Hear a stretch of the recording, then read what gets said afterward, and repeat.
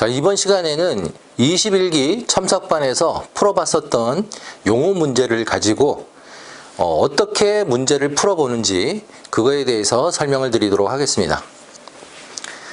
자, 우선 우리 강남토목 건축학원에서는 1년에 3번 정도 첨삭반을 운영을 하는데요. 시험이 2월, 5월, 그리고 8월 시험이 있잖아요. 2월 시험이 끝나고 3월에서 4월, 그리고 5월 시험이 끝나고 6월에서 7월, 그리고 8월 시험 끝나고 다음 해에 2월 시험에 대비하기 위해서 10월부터 12월 이렇게 1년에 3번을 운영을 합니다. 기간은 보통 2달 정도, 이렇게 2달 해서 1년에 총 6달 정도 첨삭반을 운영을 해요. 그래서 이 첨삭반 운영 기간 동안에 무엇을 하느냐면 답안의 작성 능력을 업그레이드하는 시간이죠. 그래서 이 답안을 작성을 해가지고 제가 이제 개인적으로 카톡으로 이제 숙제를 내주면 단체 카톡에서 단체방을 만들고 단체 카톡방을 만들어서 이 카톡방으로 숙제를 내줍니다. 그러면 숙제를 해가지고 개인적으로 저한테 보내주시면 개인톡으로 숙제를 해가지고 보내주시면 그거를 제가 어떤 부분이 잘 됐고 어떤 부분은 요거는 미흡하니까 요거는 요렇게 개선하는 게 좋겠습니다 하고 첨삭을 해서 다시 보내줘요. 그러면 다시 보내준 첨삭 답안을 계산하면 되겠죠.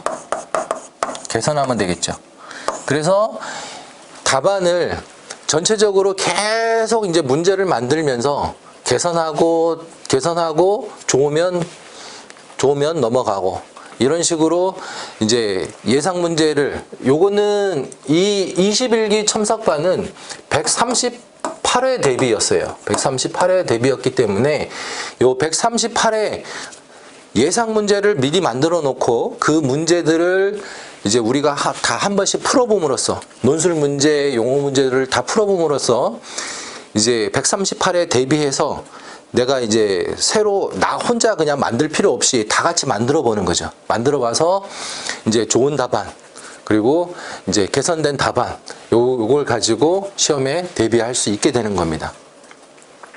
자, 이렇게 이제 시스템은 이렇고요. 그 다음에 이 문제를 풀어보기 전에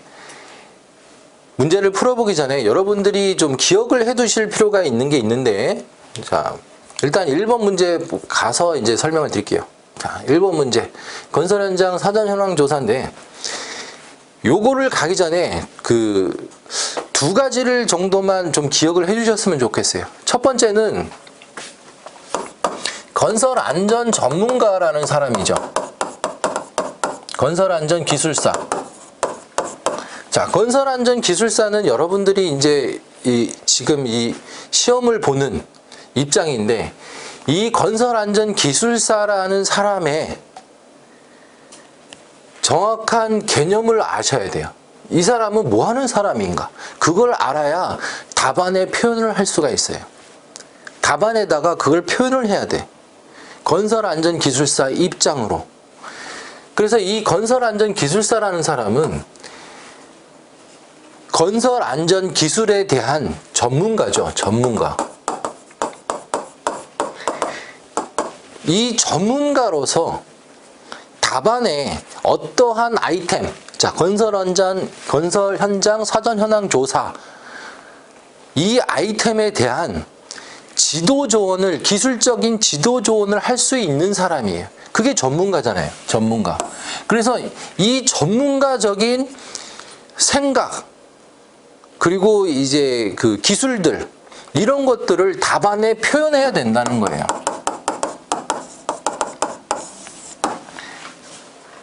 그래야 답안이 전문가스러운 답안이 되는 거예요. 이게 단순히 그냥 우리가 책을 요약을 해는 거는 그거는 고득점 답안을 얻기가 어려워요.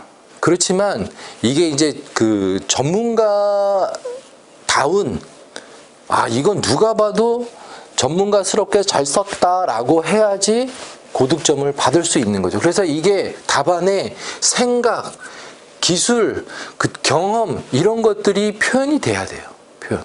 이거를 표현할 수 있도록 노력을 하셔야 돼요. 그래서 개념을, 이 건설안전기술사는 전문가를 뽑는 시험이기 때문에 전문가답게 답안을 써야겠다라는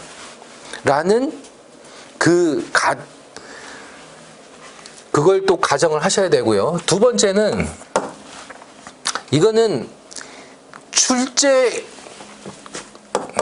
출제자와 채점자가 구분이 되어 있다를 명심하셔야 돼요. 자, 출제자는 어떤 문제를 출제를 했을 때, 이 정도는 전문가 시험을 치는 사람들이 알아야 해. 그리고 이런 것들이 답안에 좀 표현이 됐으면 좋겠어 하고 그 문제를 출제 의도를 가지고 출제 근거를 만들어요. 출제 근거. 그러니까 이 건설 현장 사전 현황 조사면은 이 사전 현황 조사에 대한 내용들이 있다는 거죠.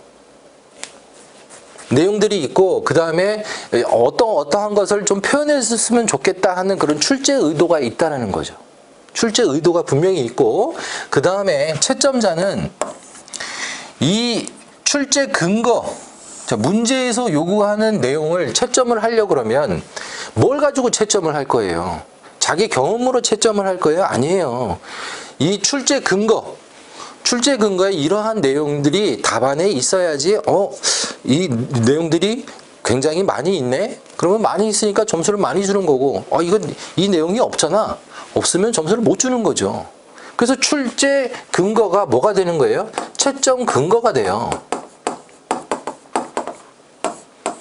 그래서 출제 근거에 있는 내용을 쓰고 거기에 출제 의도를 반영해서 전문가스러운 의견을 표현하고 경험을 표현하게 되면 그게 고득점으로 연결이 된다는 거죠. 그래서 여러분들이 답안을 작성할 때는 이게 출제자의 의도가 뭘까? 그리고 출제 근거는 뭘까? 이게 법에 있는 내용일까? 기술적인 내용일까? 그러니까 기술적인 내용이니까 뭐 규칙에 있는 내용인가, 지침에 있는 내용인가, 고시에 있는 내용인가, 이런 것들을 빨리 캐치를 할 줄 알아야 된다는 거죠. 그래야 그 내용을 정확하게 쓰고 거기에 전문가다운 내 표현을 함으로써 고득점을 받을 수 있게 되는 거예요. 단순히 여러분들이 이거를 압축해서 내가 나 한 장 다 썼어. 논술은 12장 다 썼어. 그런다고 점수를 얻는 시험이 아니라는 거죠. 점수를 얻기 위해서는 문제에서 요구하는 거를 정확하게 쓰고 거기에 전문가다운 뭔가를 표현을 해줘야 그게 고득점으로 연결된다는 거예요. 그거를 이해를 하고 문제를 푸셨으면 좋겠습니다. 자, 일단 건설 현장 사전 현황 조사는요, 요게 두 가지 개념이 있는데, 하나는 사전 조사는 산안법 규칙 제 38조죠. 38조 사전조사 및 작업계획서, 여기에 사전조사가 있고요. 또 하나는 건진법 62조 건설 공사 계획에 요 사전조사가 있어요. 그러면 이 문제가 건설 현장 사전 현황 조사라고 나오면 두 가지를 묻는 건지 아니면 산안법을 묻는 건지 건진법을 묻는 건지를 여러분들이 빨리 파악을 하셔야 돼요. 근데 원래 문제는 문제는 이거를 헷갈릴까봐, 수험생들이 헷갈릴까봐 표시를 해주는 게 원칙이에요. 그래서 이거 같은 경우 만약에 이제 산안법을 하게 된다 그러면은 산안법상 문제가 산안법상 건설 현장 사전 조사가 되겠죠. 아니면 건진법이면 건진법상 건설 현장 사전 현황 조사가 되겠죠. 사실은 이 현황이란 게 들어가기 때문에 이거는 건진법에 가까워요. 건진법에 가까운데 그래도 사전 조사라는 거는 이게 한국말이 그래서 이제 비슷비슷하기 때문에 이게 굉장히 애매하다는 거죠. 애매하고 헷갈릴 수 있다. 그래서 이 문제는 만약에 이렇게 나온다 그러면 한다면 두 가지를 같이 써주는 방법이 있을 수 있다. 자, 그래서 제가 하나만 쓴 거하고 두 개를 같이 쓰는 방법을 보여드릴게요. 자, 요거는 이제 건진법을 쓴 건데요. 건진법의 사전 현황 조사는 공사를 하기 전에 이제 공사로 인해서 그 주변 집안이라든지 시설물, 그 다음에 뭐 인근 주민들이 피해를 받을 수 있잖아요. 그 피해 여부를 객관적으로 판단하기 위해서 현재 상태를 기록을 하는 게 사전 현황 조사예요. 그래서 이 목적을 써주고 그 다음에 주요 절차, 방법, 그 다음에 사전조사 시 유의사항 이런 것들을 써주는 거죠. 그리고 마지막에 뭘 써야 되냐면 이걸 활용하는 방법이죠. 활용하는 방법. 자, 이 활용은 어떻게 활용을 하겠습니까?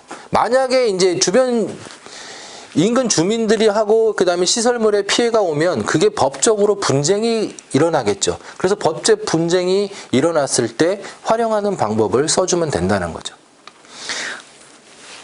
자, 근데 이걸 이제 만약에 산안법이라고 한다면 산안법도 똑같아요. 산안법도 사전조사 및 작업계획서를 작성하는 목적, 왜 작성하는지, 그거는 근로자의 안전을 확보하기 위해서 안전한 작업 방법으로 하기 위해서 작업장의 특성을 반영을 하고 그 작업장의 특성을 반영해서 그 안전한 작업 방법을 찾아서 작성할 수 있도록 작업계획서를 작성하는 거 아니에요. 그렇게 해서 근로자를 보호하기 위해서 하는 거죠.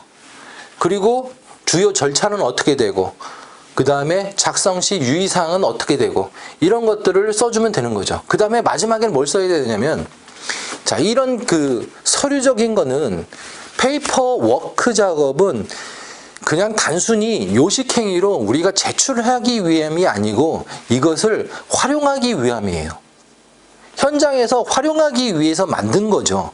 그래서 이거를 활용하는 방법에 대해서 써주면 돼요. 어떻게 잘 활용할 것인지 그냥 묵혀두는 게 아니고 이거를 현장에서 잘 활용해가지고 근로자와 소통을 해가지고 이 소통을 통해서 서로 위험을 알고 그 위험에 대비해서 작업을 할 수 있도록 관리를 하게 되는 거죠.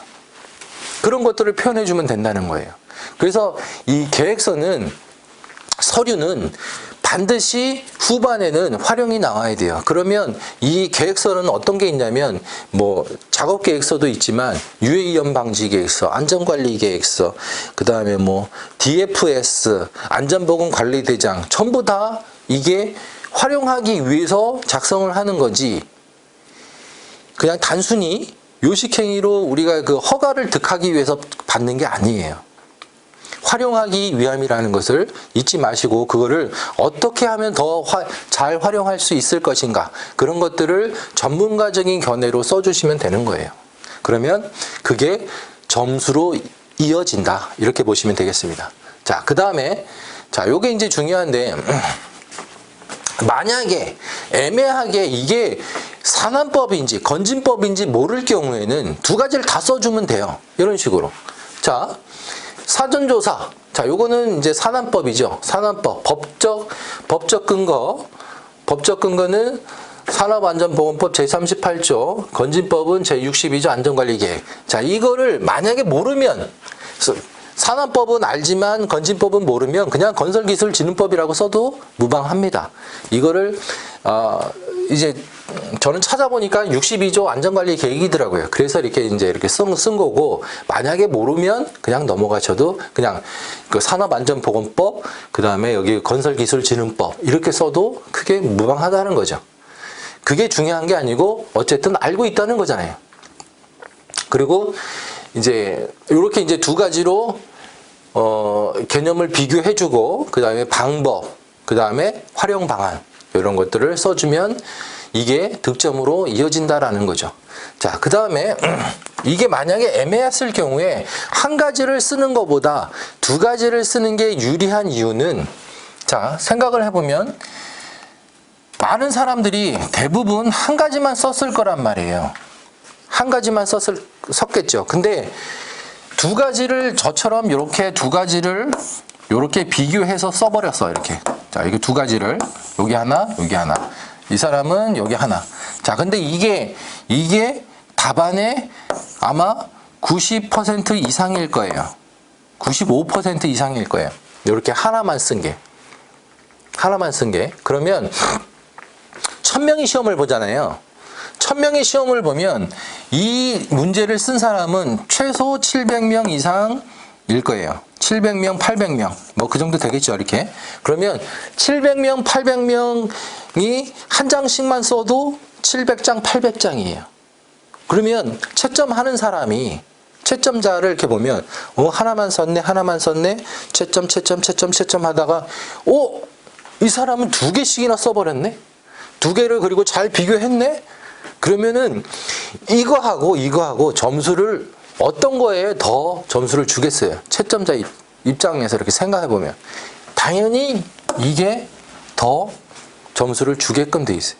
왜냐하면 하나를 더 생각했잖아. 하나를 더 생각하고 남들보다 안 쓰는 것들을 뭔가를 쓰고 전문가스럽게 이게 개념이 하나가 아니고 두 개라는 거를 정확하게 알고 답변을 썼기 때문에 이거는 채점자의 재량에 따라서 득점을 더 얻을 수밖에 없어요.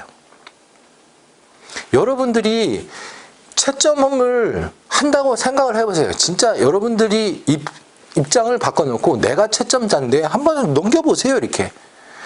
이게 점수를 더 줄 수밖에 없다니까. 채점을 해보면. 그래서 여러분들이 이러한 답안을 이렇게 애매할 때는 하나를 쓰는 것보다는 여유가 된다고 한다면 두 가지를 다 쓰는 게 좋다. 만약에 근데 시간에 쫓긴다. 어쩔 수가 없이 막 시간에 쫓긴다. 그럴 때는 하나만이라도 잘 쓰는 게 훨씬 낫습니다. 이게 두 가지를 다 잡으려다가, 왜냐하면 생각할 시간이 필요하잖아요. 생각을 안 써봤잖아. 안 써본 걸 또 써보고 현장에서, 그 시험장에서 직접 이렇게 막 쓰려고 그러면은 굉장히 시간이 오래 걸려요. 그래서 이런 거는 여유를 좀 갖고 쓰셔야지 이 급한 마음에 쓰면은 죽도 박도 안 돼요. 자, 어쨌든 이런 것들은 이제 연습을 할 때는 이런 거를 생각을 하고 두 가지를 한번 써봐야지 해가지고 써보는 것을 추천을 드립니다. 자, 실제 이제 작성한 답안들을 살펴볼게요. 자, 요거는 이제 모범 답안을 이제 그 풀이를 보고 이제 그 두 가지를 같이 이렇게 써놓은 거예요. 그래서 이제 한번 보시면 이제 비교하고 조사 방법 쓰고 그리고 활용 방안까지 이렇게 쓴 거고요. 그 다음에 이제 요거는 이제 산안법을 쓴 거예요. 산안법 조사 목적, 그 다음에 작성 대상, 조사 내용, 그 다음에 조사 방법, 그리고 활용한 안전 대책 해가지고 썼고요. 자, 그 다음에 요것도 비슷하죠. 자, 요것도 이제 산업법상 사전조사를 쓴 거고요. 그래서 뭐 방법, 활용 방안까지 이렇게 썼습니다. 자, 두 번째 문제 살펴볼게요. MHS 공법인데요. 자, 이 MHS 공법은 모듈러 공법이에요. 모듈러. 자, 이 모듈러 공법이면 대부분의 이제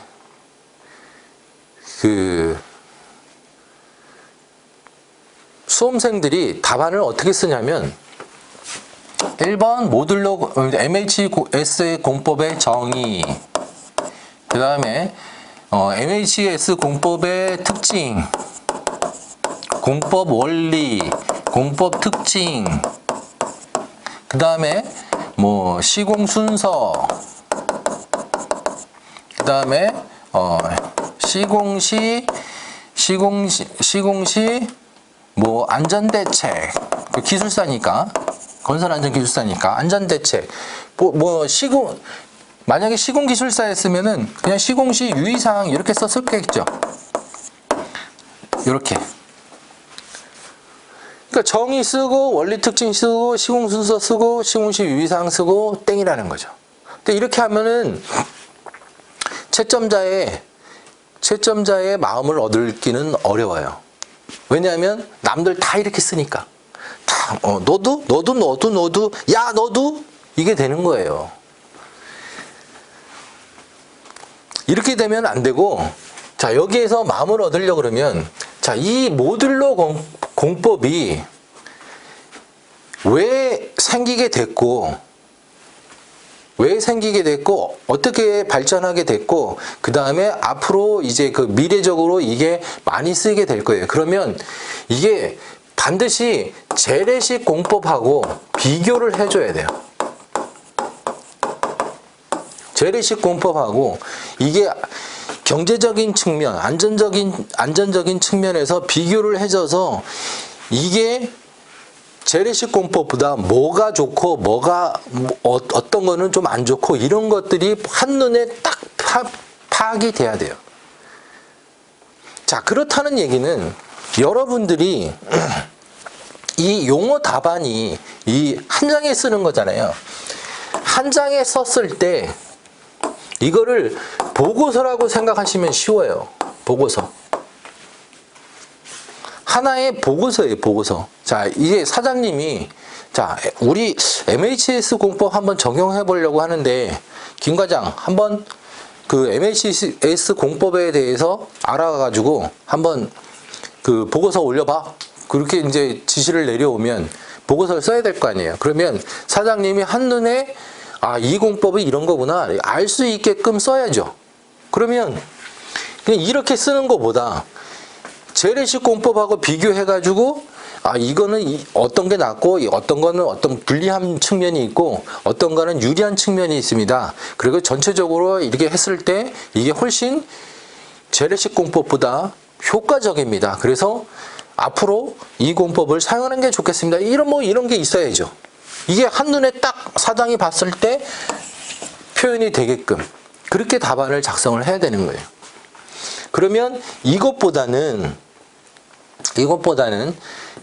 공법을 비교하는 게 낫겠죠. 일단 공법의 원리 좀 써주고 그 다음에 이제 그 공법을 비교해주고 그 다음에 이제 순서별로 어떤 위험이 있는지, 우린 기술사니까, 그 건설안전 기술사니까 어떤 시공 순서별로 어떤 위험이 있는지 그런 것들을 써주면 된다는 거죠.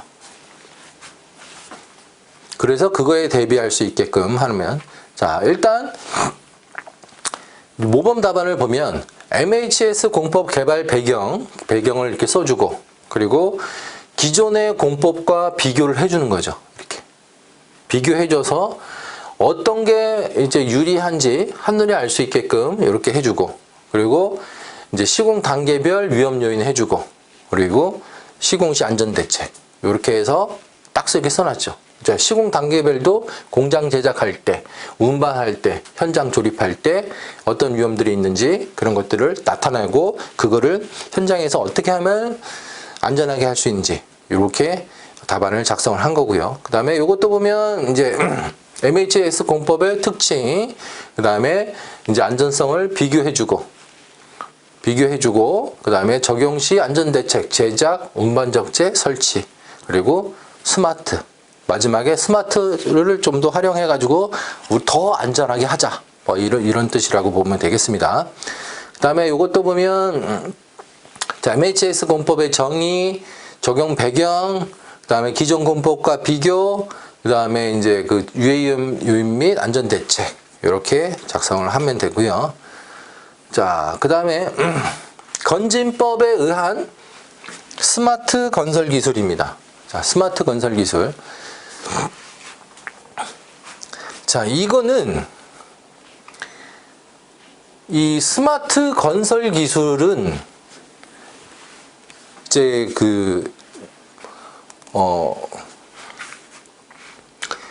공사 금액이 500억 이상은 이제 법적으로 이제 스마트 건설 기술을 사용을 해야 되고, 그리고 이하이더라도 현장에서 필요에 의해서 사용할 수가 있게 되는 거죠. 그리고 이거를 스마트 건설 기술을 사용을 하게 되면 어떠한 이점이 있고 어떠한 점이 좀 불리하고 이런 것들이 답안에 표현이 돼야 되고, 그 다음에 어떻게 하면은 이것들을 잘 관리해서 더 안전하게 작업을 할 수 있는지, 그런 것들이 답안에 표현되면 좋겠죠. 자, 일단 스마트 건설 기술의 제정 배경, 이게 이제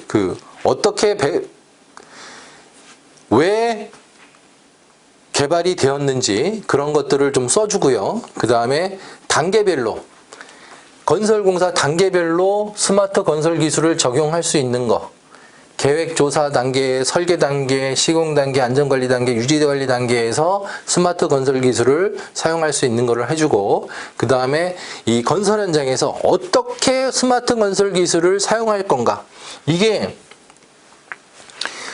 건설 현장 입장에서 생각을 해보면 돼요. 건설 현장 입장에서 도입 검토를 하고, 그 다음에 결정하고 실행하고 누가 관리를 할 거고, 그 다음에 이거를 이제 피드백해서 다음 현장에 어떻게 사용할 건지, 그런 것들을 현장에서 결정하는 것들을 이렇게 단계별로 이렇게 표현해 주면 되는 거죠. 이렇게. 자, 모범 답안을 이제 살펴보면, 재정 배경 및 목적, 스마트 건설 기술을 이제 사용할 때, 자, 계획 조사 단계에서는 지형 데이터, 그 다음에 BIM, 드론, 라이다 기반, 스캔, 드론, 뭐 이런 거 쭉 있습니다. 그래서 제가 지금 작성한 거를, 그대로 이렇게 작성한 답안이고요. 그 다음에 요거는, 재정 배경 및 목적, 계획 조사 단계, 그 다음에 스마트 건설 기술 단계별 적용 방안 해가지고, 요거를 조금 변형시킨 거예요. 변형시킨 거. 자, 여러분들은 또 여기서 또 하나 제가 또 말씀드리고 싶은 게, 저희가 작성한 모범 답안들이, 이제 풀이와 모범 답안들이 이제 많은 사람들 손을 거치게 된단 말이에요. 그러면 좋은 게 있으면 대부분 그대로 베낀단 말이에요. 그대로 베껴 쓴다. 자, 그러면 이게 나만 베껴 쓰면은 문제가 없는데, 많은 사람들이 베껴 쓰다 보니까 시험장에 가서 이제 우연찮게 그 문제가 나왔고, 그 문제에 대한 아이템들을 많은 사람들이 그대로 똑같이 쓰다 보니까 채점하는 사람들은 이 사람도 썼네, 야 너도 이런 현상이 발생이 된다는 거예요. 그러면 그 아이템을 썼을 때 점수를 얻기가 어렵다는 거죠. 그래서 이게 이제 아이템이 좋으면 요거를 변형해서, 나한테 맞게끔 변형해서 사용하는 게 좋아요. 자, 요런 식으로 요렇게 조금 바꾸면, 조금만 바꿔도 이게 훨씬 더 답안이 다른 사람들보다 좀 달라지잖아요. 근데 그걸 그대로 쓰는 것보다는 조금 변형해서, 그렇게 자꾸 변형해서 쓰는 것을 추천을 드립니다. 그래야 좀 차별화가 되지. 남들, 야 너도 쓰고 이러면은 그 차별성이 없어진단 말이에요. 자, 그렇게 하는 걸 추천을 드립니다. 자, 그 다음에 이 답안도 보면 스마트 건설 기술의 정의, 필요성, 적용 방안, 그리고 활성화 방안 이렇게 썼고요. 자, 다음 계측관리. 자, 흙막이 공사의 계측관리는 이게 우리가 계측관리 그러면 기본적으로 막 이 그림 있죠. 이 그림하고 그 다음에 계측 주기, 그 다음에 관리 기준. 자, 요게 이제 기본적으로 들어가게 돼요. 그러면 이제 계측기의 위치가 되겠죠, 요건. 위치. 그 다음에 계측기의 주기, 그 다음에 관리 기준. 요게 이제 세 개가 반드시 표현이 돼야 돼요. 표현이. 이 문제에서는 흙막이 공사의 계측 관리니까. 그래서 요게 이제 기본적으로 들어가고 그 외적으로 이제 그 현장에서 그 계측 계획을 어떻게 할 건가를 계측 관리니까 어떻게 할 건가, 언제 하고, 그 다음에 언제 계측기를 해체하고, 이런 내용들이 좀 포함이 되면 더 좋겠죠.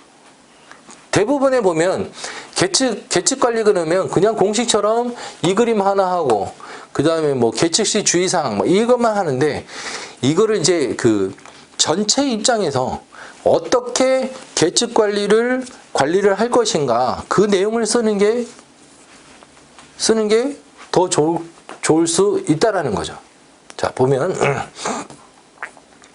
일단 계측 관리의 목적 써주고, 그 다음에 이제 단계별 설계, 시공, 해체 및 복구 단계, 그 다음에 뭐 스마트를 써놨는데, 스마트보다는 이제 지금처럼 이렇게 그 계측기 위치, 주기 이렇게 쓰면 훨씬 더 좋지 않을까 이렇게 생각합니다. 일단 이 단계별로 계측 관리에 대한 전체를 표현하고, 그 다음에 이제 그 계측기 위치, 이렇게 계측기 위치, 주기 그리고 관리 기준, 요게 같이 나오면 훨씬 더 좋겠죠. 이렇게. 자, 여기 보면 이제 그 관리 목적, 그 다음에 계측 관리 절차 이렇게 나오고, 그 다음에 위치 나오고, 빈도 나오고, 관리 기준 나오고, 그 다음에 이제 스마트 안전까지. 그래서 스마트 안전을 사용해서 더 관리를 잘하겠다. 요 답안 좋습니다. 그 다음에 요것도 보면 이제 그 필요성 이렇게 설치해 놓고, 그 다음에 관리 기준, 그 계측 주기, 관리 기준, 그 다음에 이제 그 시나리오 써놓고. 자, 계측 관리 이것도 마찬가지죠. 계측 관리 이제 그 그림 그려놓고, 그 다음에 플로우, 그리고 주기, 위치, 주기, 그리고 그 다음에 관리 기준. 그래서 기본적인 사항은 그런 것들이 들어가줘야 된다. 이렇게 보시면 되겠습니다. 자, 5번 문제. 산업안전보건법에 따른 위험성 평가예요. 자, 위험성 평가 그러면 쓸 게 굉장히 많죠. 위험성 평가 그러면 쓸 게 너무 많죠. 위험성 그 평가의 주체, 위험성 평가의 방법, 위험성 평가 뭐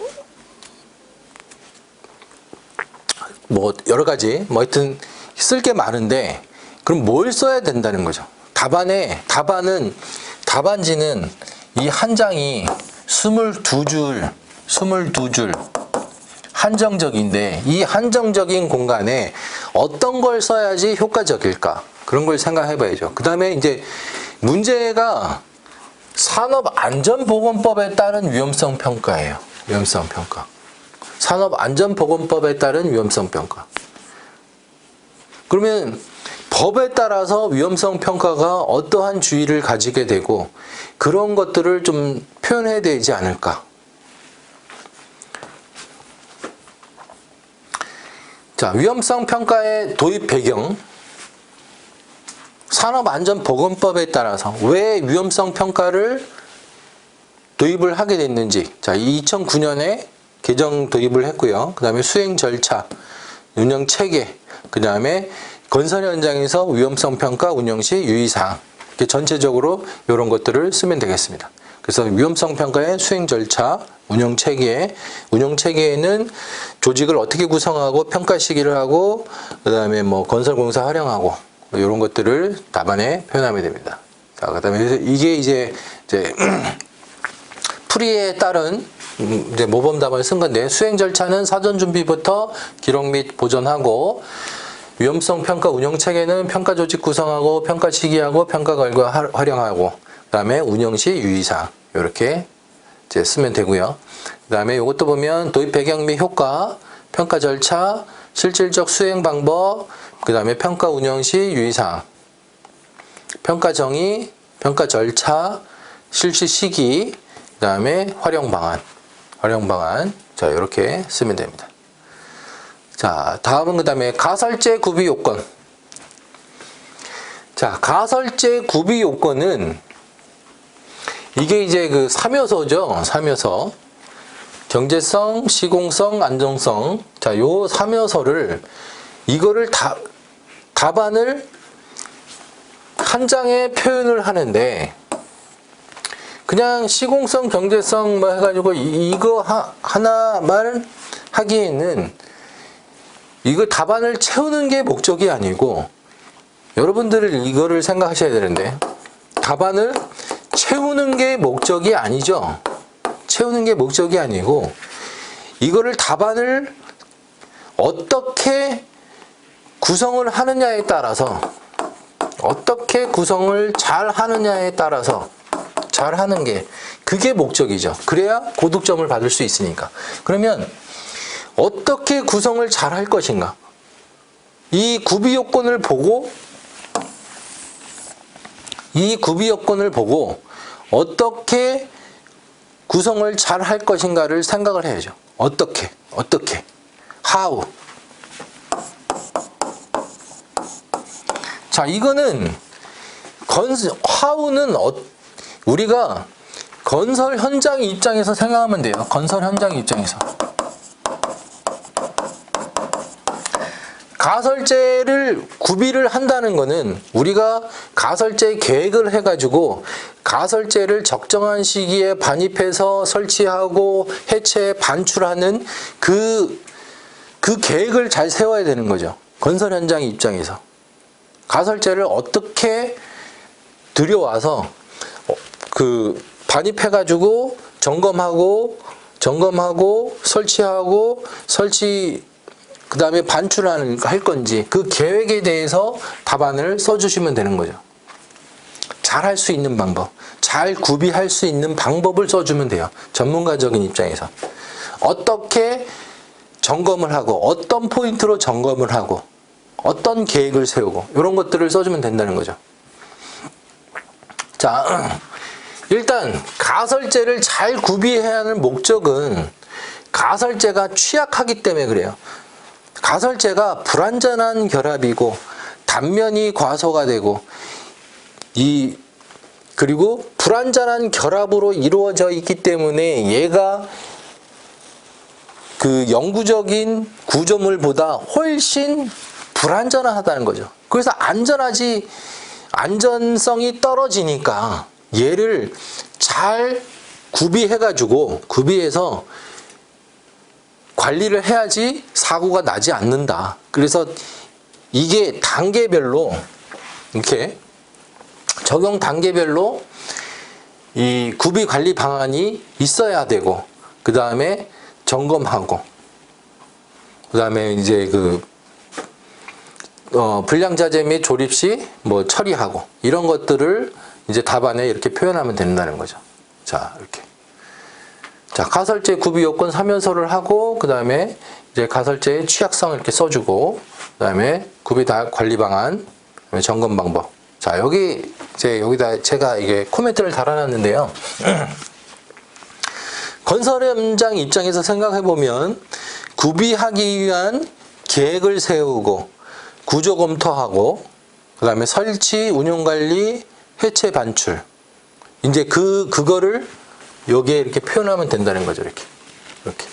선정, 설계, 설치, 운영, 해체. 이렇게. 이거를 밑으로 이렇게 쓰게 되면은, 그냥 밑으로 쓰게 되면 굉장히 많아지게 되니까 다른 게 쓸 게 없단 말이에요. 그러면 이거를 내가 공간 배치를 계획을 해야 되죠. 자, 이게 무슨 말이냐면,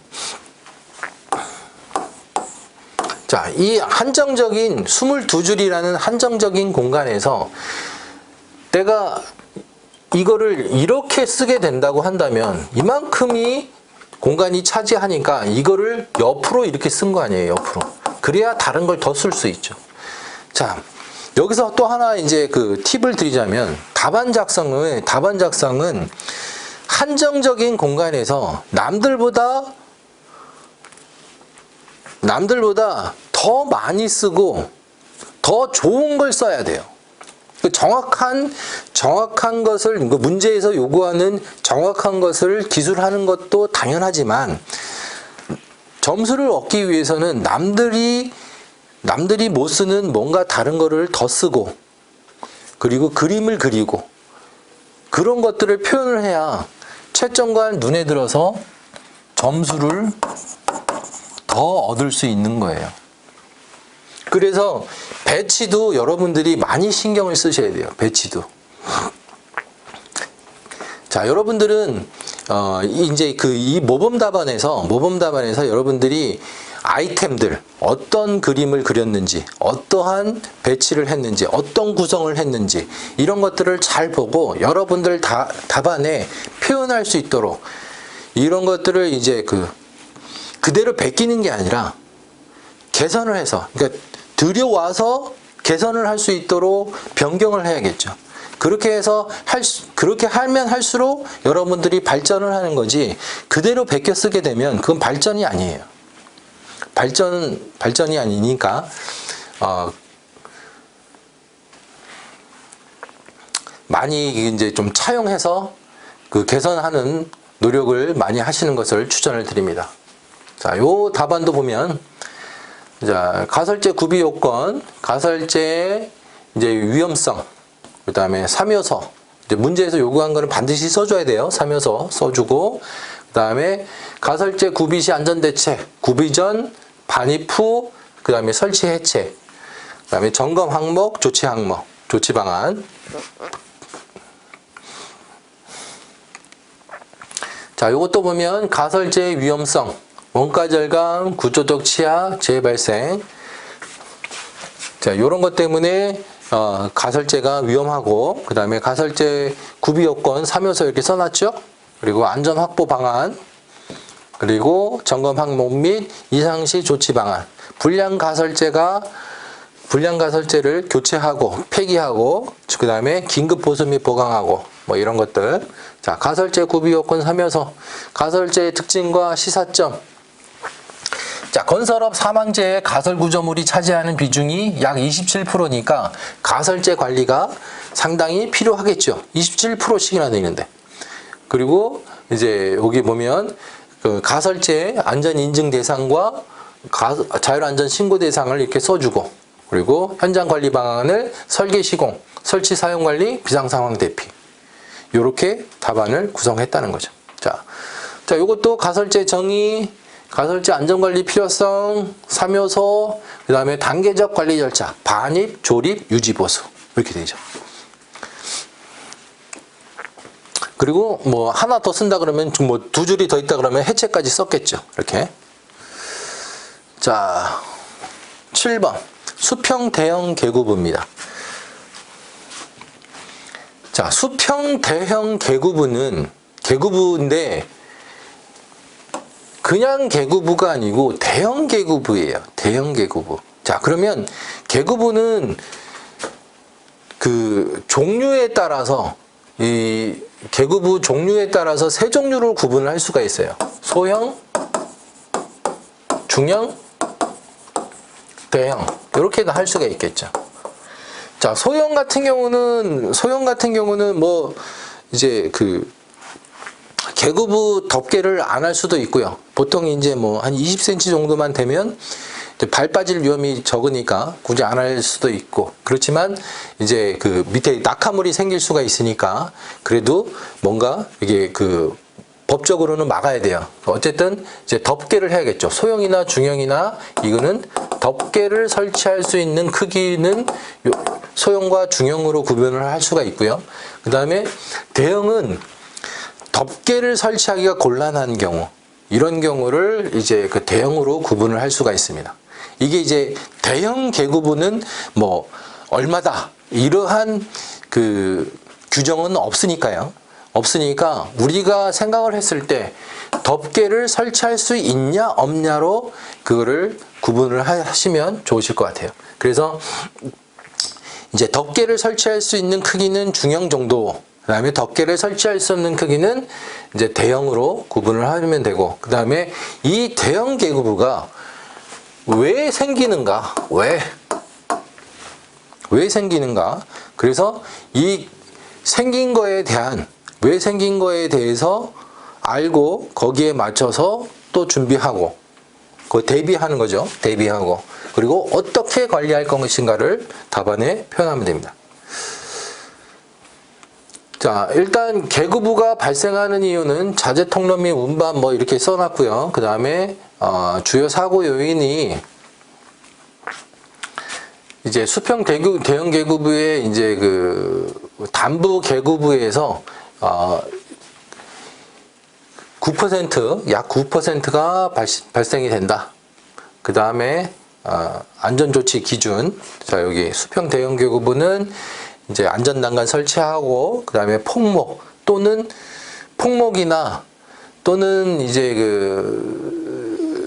이제 수직 방호망을 설치해서 이제 그 낙하물에 대한 방호 설비, 그래서 뭐 단계별 안전 관리 방안, 이렇게 답안을 작성하시면 됩니다. 자, 그래서 이제 모범 답안을 보면 수평 대형 계구부 주요 사례 및 유해 위험 요인, 현장 내 계구부 이렇게 이제 왜 생기는지, 그리고 계구부 안전 대책 이렇게 써주고, 그다음에 안전 관리 방안 이렇게 써주고요. 그다음에 이것도 보면 자, 여기 보면 이제 수평 대형 계구부의 방호 조치 필요성 해가지고 단부 계구부에서 9%가 발생이 되므로 우리가 그 철저하게 안전 준비를 해야 되고, 그다음에 수평 대형 계구부 방호 조치는 이렇게 하고, 뭐 관리 방법은 이렇게 되고, 그다음에 방호 조치 시 안전 대책, 그다음에 여기 이게 또 써놨죠. 수평 계구부 방호 조치 어려울 시에 조치 사항 해가지고 이렇게 또 추가로 그 아이템을 만들므로써 이 채점관에게 어필하는 거죠. 점수를 더 달라, 뭐 이런 식으로. 자, 요것도 마찬가지 이렇게 돼 있고요. 자, 이렇게. 자, 여기 또 이렇게 똑같이 이제 그 써놨고, 그 다음에 이렇게 돼 있고. 자, 그 다음에 이제 작업 계획서.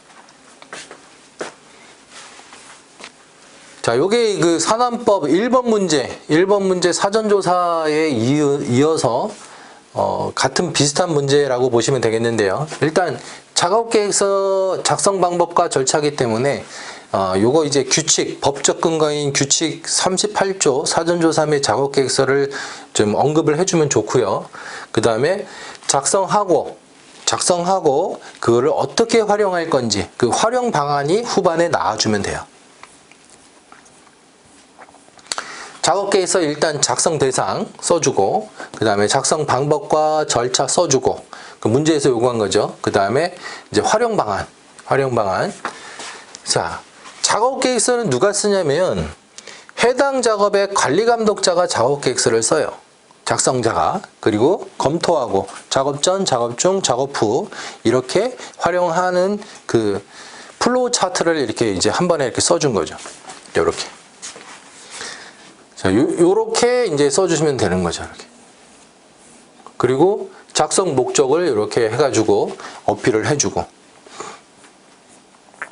왜 하는지 그런 거를 반드시 써주면 좋습니다. 일단 작업계획서 작성 목적은 사전조사 작업계획서 해가지고 근로자의 위험 방지, 그 다음에 작성 대상, 작성 방법과 절차, 그 다음에 현장 활용 방안, 작업 전, 작업 중, 작업 후 현장 활용 방안을 이렇게 있고요. 그 다음에 이것도 보면 작업계획서 작성의 중요성, 작성 방법과 절차, 그 다음에 활용한 안전 방안 이렇게 구성이 되어 있습니다. 자, 작업계획서 작성 방법과 절차, 활용 방안 이렇게 되어 있죠. 그다음에 작성 방법, 대상, 절차, 작성 시 유의사항, 활용. 그러니까 유의사항 쓰고 활용. 자, 요게 이제 여러분들한테 이제 해드리고 싶은 말인데, 유의사항 이렇게 썼죠. 활용 방안 이렇게 썼죠. 만약에 유의사항만 쓰면 활용 방안을 쓸 수가 없어요. 그래서 여러분들이 배치를 이런 식으로 반으로 나눠서 배치를 하게 되면 두 가지를 다 쓸 수 있다는 거죠. 22줄이라는 한정된 공간에 많은 것을 표현할 수가 없어요. 그래서 최대한 표현할 수 있는 거, 이거는 반드시 들어가야 된다는 것들을 이런 식으로 나눠서 여러분들이 작성을 하게 되면 다 넣을 수 있다는 거죠. 그래서 이러한 그 답안 작성 형태를 여러분들이 좀 참고를 해가지고 여러분들 답안에 활용을 해주셨으면 좋겠어요. 작업계획서의 작성 필요성, 작성 대상, 절차, 활용 방안. 자, 이렇게 되어 있습니다. 자, 그 다음에 그 차량 탑재형 고소작업대의 안전장치 및 점검 방법입니다. 자, 이게 그 문제를 보면요. 이 한국말이 굉장히 어려워요. 굉장히 어렵고, 그 헷갈려요. 자, 보면, 고소작업대의 안전장치 하나, 그 다음에 점검 방법, 이렇게 되어 있어요. 그러면, 점검 방법이 안전장치를 점검하는 건지 아니면 고소작업대 전체를 점검하는지가 헷갈리죠. 헷갈려요. 이게 한글이 그래서 어려워요. 한글이 어려운 게 아니라 한국말이 어렵다니까. 한국말이. 고소작업대의 안전장치 및 점검 방법이면 안전장치하고 안전장치를 점검하는 방법인지 아니면 요 두 번째 고소작업대의 점검 방법인지, 여러분들 지금 이거 보시면 헷갈리실 거예요. 아니면 그냥 당연히 2번이지. 근데 여러분들이 시험장에 가서 이 초긴장 상태에서 이거를 받게 되면 헷갈린다니까요. 헷갈린다. 그래서 여러분들이 이러한 문제를 받았을 때 연습이 좀 돼 있으면 덜 헷갈려요. 근데 연습이 안 돼 있으면 헷갈린다니까. 그래서 이러한 문제들을 좀 많이 풀어봐야 돼요. 그래야 여러분들이 덜 헷갈리고 그 낭패를 보지를 않아요. 근데 만약에 이 첫 번째 요 안전장치 및 점검 방법 요걸 하더라도 크게 잘못되지는 않는다. 왜냐하면 채점자가 채점을 할 때 채점자의 재량으로 채점을 하기 때문에 요것도 그렇게 생각을 할 수가 있고 이게 그럴듯해 보여? 그렇게 되면 이것도 감점을 하는 게 아니라 득점을 할 수가 있어요. 그래서 이게 요렇게 하더라도 잘못되지 않아요. 왜냐하면 문제가 좀 헷갈리게 돼 있기 때문에 그거를 채점자들이 감안을 하고 채점을 하기 때문에 여러분들이 약간 좀 잘못된 방향으로 하더라도 크게 문제가 되지는 않는다. 대신에 잘 작성을 하면 문제가 되지 않는다. 이렇게 보시면 되겠습니다.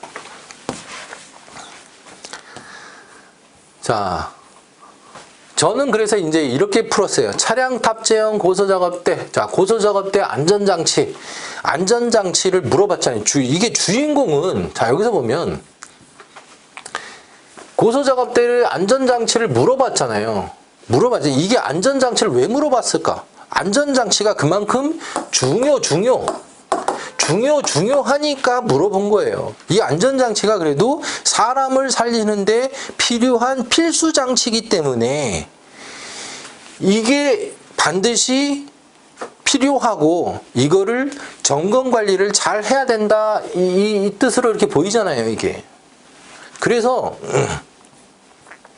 제가 여기다 이제 통계를 써놨는데요.